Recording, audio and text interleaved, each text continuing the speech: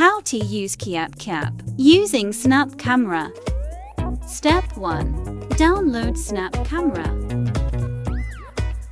Step 2. Open Snap Camera. Step 3. Search for Flip Face Filter and use it.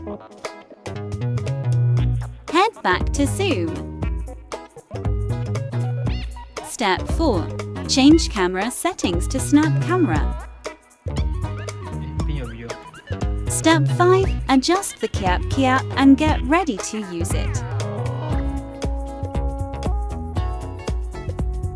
Step 6. Attach the Kiap Kiap onto your laptop.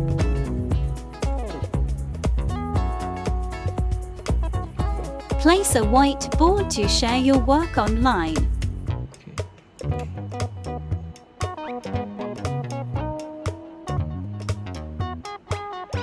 The view should be reflected accurately for your participants too.